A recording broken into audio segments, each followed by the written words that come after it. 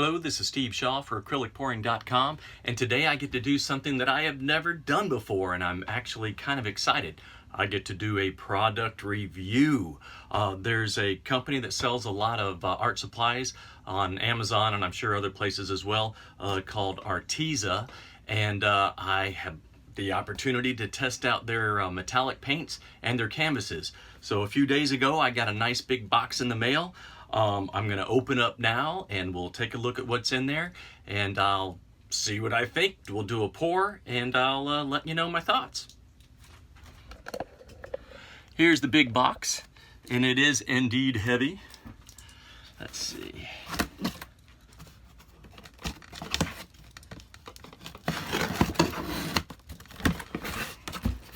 And this was sent from Amazon, and both these products do get really good reviews from Amazon.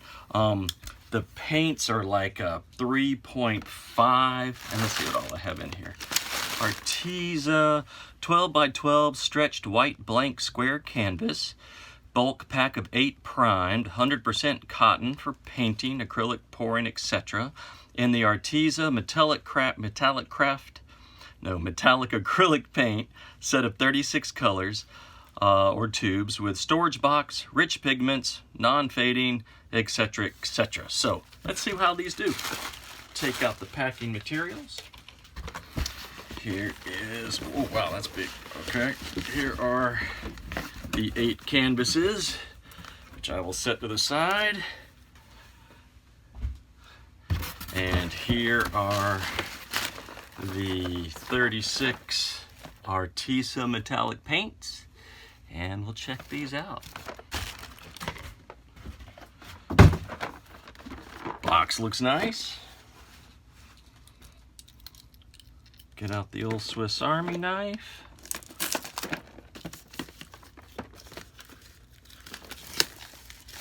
Lots of great colors in here. Everything, they have a list of all the colors on here and they all look really, really, really good. Sliding off the top. Oh, yeah, these are nice. These are 22 milliliter tubes. That's a good size tube. All right. What I'm most curious, oh, look at these cool little, these are nice. Got little trays to put them in. I'm guessing these are kind of done by families maybe. It's like browns, reds to purples. Man, I don't know what you would call this. We got yellows up to a gray and a mica. Ooh, red. Look at this. The trays just keep on coming.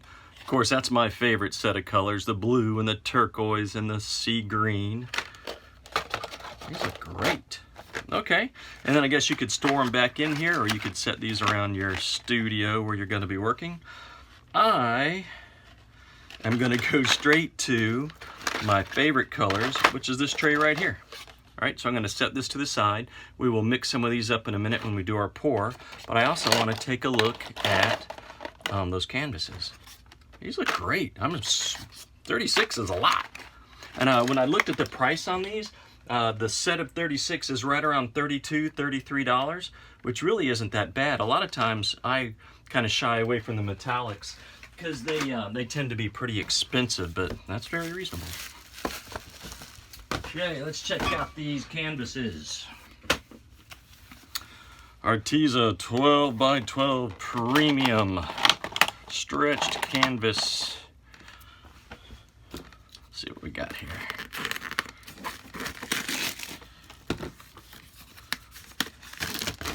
I like it that they're packed already. What I really like is that they're packed with these corner protectors. Not many canvases or less expensive canvases would come with that, and corners can tend to get beat up. There have been several times where I bought a pack from Michael's or some other place where the corner, I'll open up the pack and there's say 8 in there, and 2 of them will have a corner that's kind of dinged up. So they did a great job packaging. All right, open this part up. And these, I'm sure, come in all the standard sizes. Okay. They are obviously back stapled. They look good. They come with these little wooden chips, which if somebody wants to write in and comment, I believe these little pieces of wood, let me peel this off, are for tightening up your canvas if it ever gets kind of loose. I think you take these and kind of slide them down underneath there. That you could put several of them around to tighten it up. But if we're being honest, I have never, not once in 20 years of painting, used one of these. Not one time. Okay, back stapled, looks good. Quality of wood looks good. I know I'm a nerd, but that wood smells really nice. I'm sure it's nice pine. Cover looks good. These are the batch I have. A lot of times when you get your canvas, the canvas can be a little bit just not quite tight enough. This isn't super tight, and a little trick you can do if you haven't done this before, it actually really works. I didn't believe it when someone first told me. If you have a canvas, whether it's painted on or just bare canvas, and it's not tight enough, just take a little spritz bottle of water and spritz a little bit of water on the back, not so much that it puddles, then you can even take your hand to this. When that water evaporates, ooh, it already did it just that fast. When that water evaporates, it will tighten up, yeah, that's already tighter that quick. It will tighten up your canvas, and then you can paint on it. And I've actually had canvases that I painted on where something pressed on the back and left a little point, sprayed the water on there, rubbed on it, it's water on the back, and it kind of pulled it tight together. So this canvas looks great. All right, I'm gonna glance at these other ones right quick. They all seem to be in great shape, and I love this size. 12 by 12 is a great size. Yeah, these look great. These, like I said, I think were like $32 for an 8-pack, which makes them about $4 a piece. Yeah, for a quality canvas, that is not a bad price at all. Well within most people's price range. All right, so I've got my canvas. Double checking these corners. Look at these corners. These all look very good. No rubbed spots, nothing showing through, folded nicely. So yeah, Arteza, you get the thumbs up from Steve Shaw on your 12 by 12 canvases. These look good. Okay, to do my pour, I am going to, first of all, do what I forget to do about half the time. I like to put push pins in the back of the canvas. Later, when I move this from my pouring box to a table to dry, these will keep the canvas off of the table so it won't get stuck to the surface. 1, 2, and I just put them anywhere in the corner. Sometimes with these metal bars, I'll have to move one to the left or to the right. This wood is nice and soft, good pine, so these are slipping right in, and that is going to sit nicely right there, and I think we can pour on that. All right, now, this next step when we're mixing up the paint, and honestly, I have never used these before. This is my first time ever grabbing this paint. I'm just gonna grab this sky blue right here, and what you tend to do, and what I've had a lot of questions about, is what to add to your paint, how much to add to the paint. If you have a paint that has a lot of, oh my gosh, I just forgot the word. Pigment. If you have a paint that has a lot of pigment in there, you can add more of a mixer to it and it'll go farther. That's why if you go to Michael's or a shop that sells craft paint, this craft paint is going to be a lot cheaper, but it's already has a lot of water and a lot of mix kind of done with it, so it doesn't go as far. This stuff goes a lot farther. There's a lot more pigment in this tube than there is in a big bottle of inexpensive paint. So let's see what we need to do to get this mixed up. I'm going to be using some of these little 3-ounce Dixie cups. I don't know if Dixie cups, if they're called that all over the country or the world, but in the South, we call these little 3-ounce cups Dixie cups because they're from the Dixie Cup Company or paper company. I know from the notes that I keep that a 12 by 12 canvas needs about 6 ounces of paint for good coverage, right? I know this is 3 ounces, so I'm actually going to do probably 3 cups, 3 different colors, and do them all about 3/4 of the way full. And let's see how this works. Top came off nice. I'm going to squish. Oh, wow. Very nice. What I'm smiling at is I forget, metallic. Can you see that metallic on there? It's got that beautiful sheen to it. Looks really, really nice. All right, so I'm just going to put, you know what, I'm going to start with that. That was just a nice little squish across the bottom. Still tons of paint left in here. I'm already making a mess. put my cap back on. I might need some more, but what I'm going to add to it now, I'm not going to start with water. I'm going to start with Floetrol. You know, Floetrol is that great additive that we use. It still has good thick body to it. Some people will use like glue, Elmer's glue, but I don't think that has the archivalness or will last as long. So I highly recommend, if you're pour painting, to get you a jug of Floetrol, and they come in different sizes. I get it by the gallon because I pour a lot. Nothing real scientific here. Here's my, oh, I did put my Floetrol in a little squirt bottle. It's just easier for me to handle. I'm gonna cover that up. Right now that's more Floetrol than paint, but like I said, this should mix up a lot. So here we go. Just got a little craft stick to mix with. Sometimes it takes a while to get this stuff mixed together. And a lot of times as you're mixing, you'll kind of feel like nothing's really happening. And then like within a couple of swipes around, it all kind of gels and comes together. And that still is really pretty. It's maintaining its pearliness or its metallicness, which is kind of nice. And as far as pouring goes, that's actually, you know, I always think you want it, I don't know, warm honey, warm syrup kind of thing with a certain thickness, and that's actually kind of nice. My gut feeling is I want more of that, but I'm going to set that to the side for right now. I'm going to do two more colors. That was this sky blue. I'm going to go with this darker green. This is called sea green. Grab another little cup. Put it in here.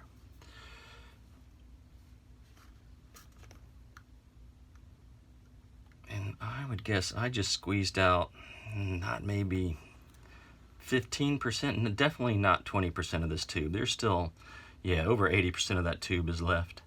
Okay. Set that down. I might add a little bit more Floetrol this time and see. All right, now I filled this cup, I don't know, a little less than halfway with Floetrol over the stuff that I had. So sideways, it's filled up to about here. And I'm gonna see what happens if I add a little bit more to it. Grab another craft stick, just start mixing away. As you can see, it's so you're like, oh no, did I mess it up? Maybe I put too much Floetrol, maybe this, you know. And then, after a minute or two, the additive and the paint become one.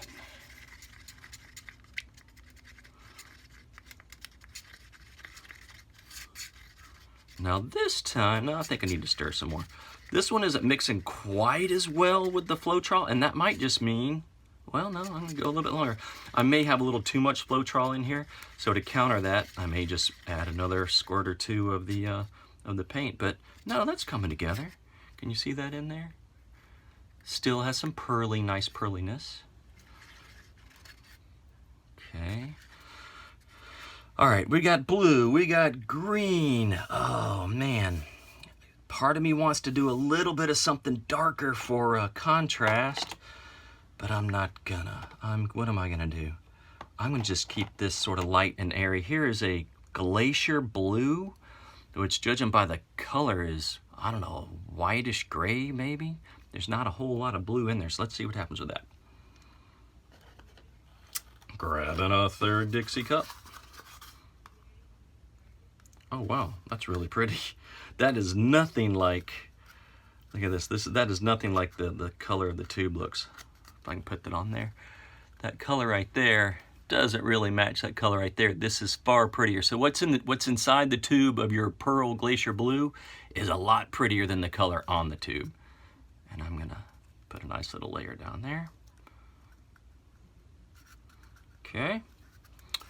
I have just squished out, I don't know, maybe 20% of that one. I'll fold it up at the spot, okay? All right, put the lid back on. I'm gonna go a little less with my Floetrol.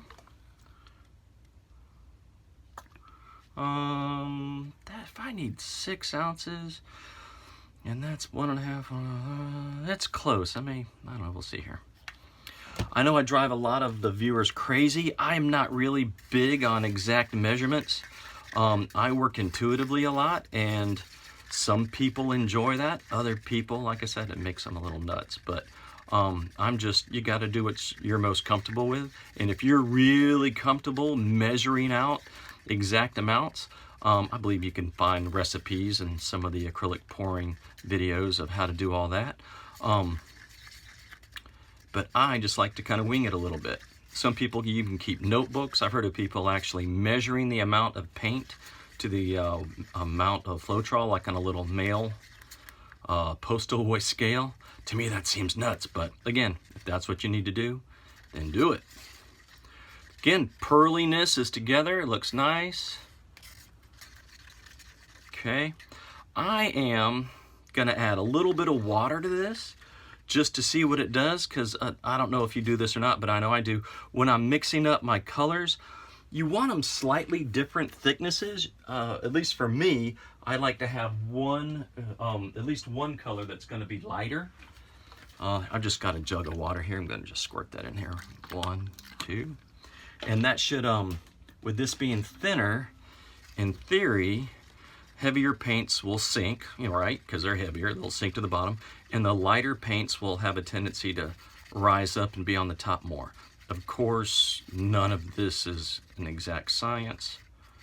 All right, gosh, that is looking so beautiful. All right, this is going to be really light and airy, but I think it's going to be pretty.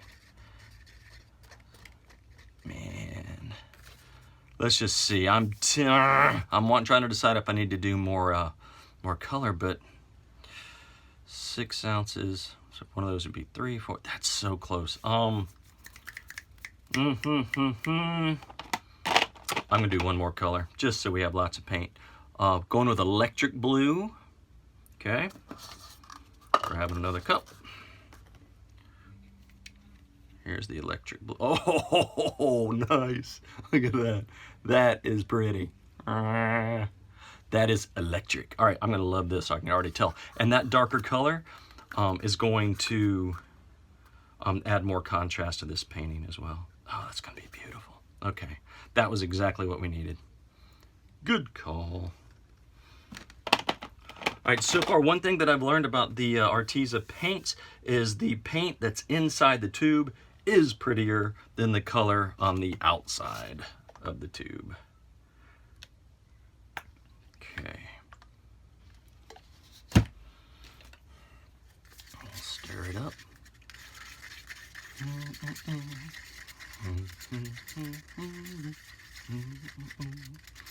Now let's see if this gets nice and dark. Hopefully it will. Keep stirring.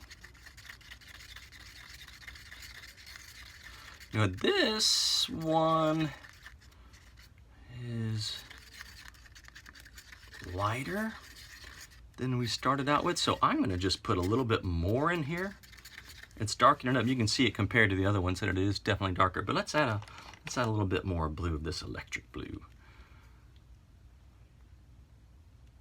Yeah, it didn't lighten up that much, which is fine, but a little more can't hurt.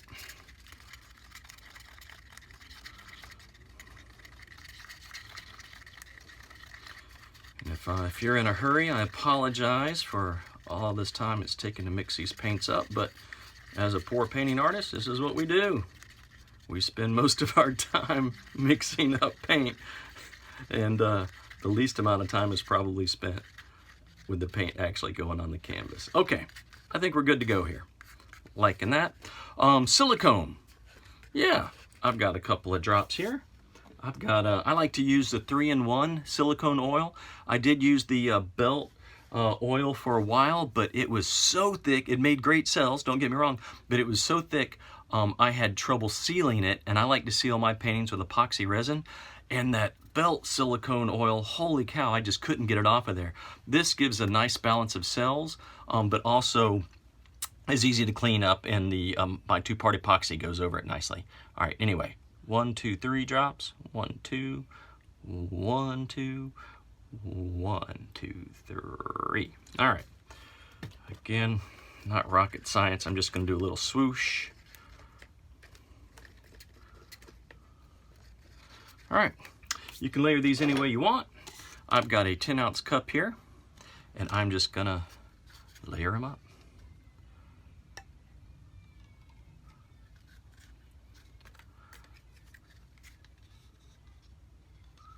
Pouring down the side on this one. And then I'm gonna do a little loop through. I went ahead and put all of that in there. Okay, that one's done. Blue, I'm gonna go right down the center.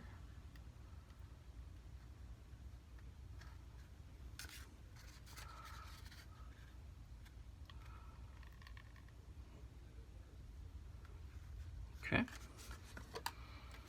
we're just gonna do, oh, this is gonna be subtle but pretty. If you've watched some of my other videos, I tend to go really dark, rich colors, but I'm learning to lighten up my palette a little bit, and that subtle colors can also have their own beauty as well. Okay, all my colors are out. I'm just gonna do the old 1, 2, 3, scrape down the side, and we are not gonna overthink this. We are gonna do your classic flip cup. Take canvas, flip it over.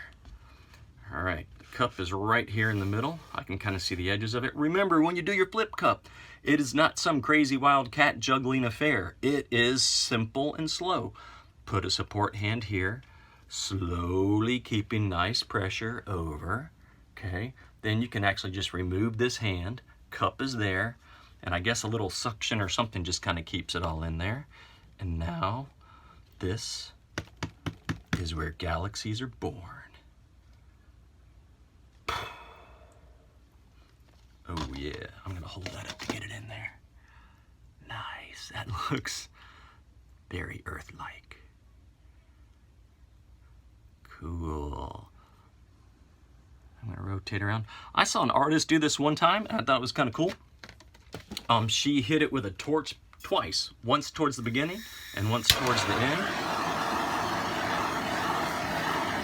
You certainly don't have to do that, and I rarely do that. All right, now, I'm gonna move my paints out of the way so I don't drip all over them. And tilt.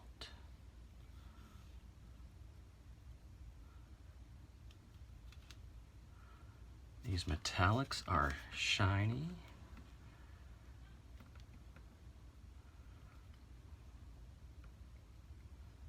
Boom. I could have actually used even, I think, a little bit more paint in here, but we'll have enough to cover it.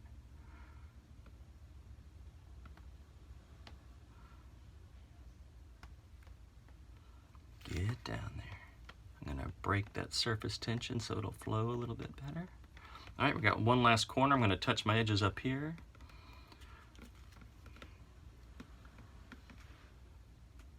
Come on.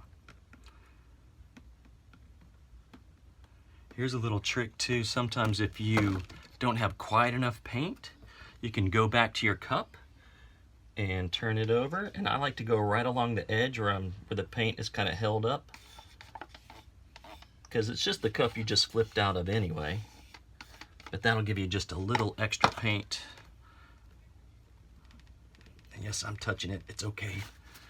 All right, let's see if we can get that paint on down there.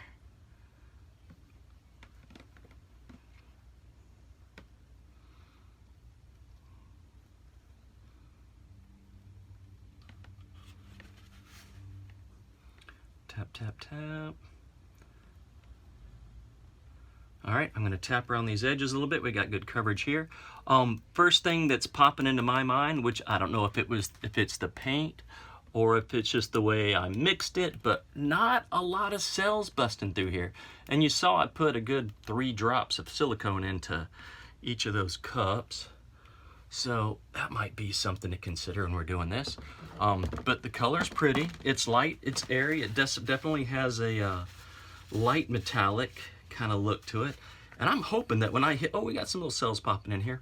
I'm hoping when I hit this with my torch, that it will just light, or the cells will just pop right through. And I just remembered I have my little culinary torch here too. This is a lot easier to use than the big torch. You just press on the back. There we go. Come on, give me some cells.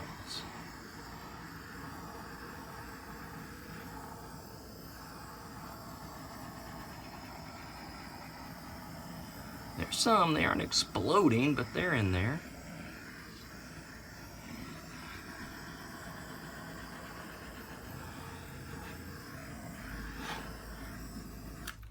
All right.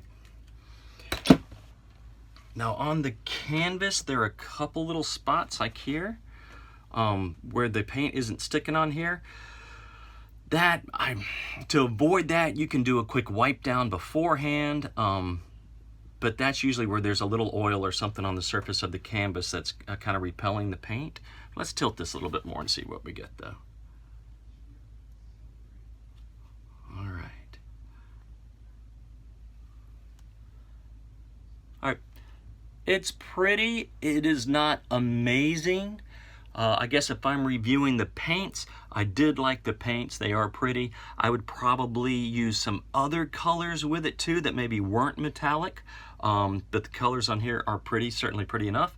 The canvas is a very good canvas. You may want to wipe it down before you pour on it so that you don't get these little bald spots on there. But the overall, I would say that these, the metallic paints and the canvas, yeah, are worth the money. I'm not doing backflips over them, but they are certainly a good quality, and I would encourage you to buy some if you're looking to change something or use a different product than you've used in the past. This would be a viable option to check out. So Arteza, there is my review of your product. And thank you very much. You guys, thanks for watching this video, and feel free to leave a comment down below. And if you like the content, please hit subscribe and give the video a thumbs up. And most of the paintings that I make are going to be for sale at my Etsy store. So go to Etsy and search for Art by Steve Shaw. Thanks. Bye.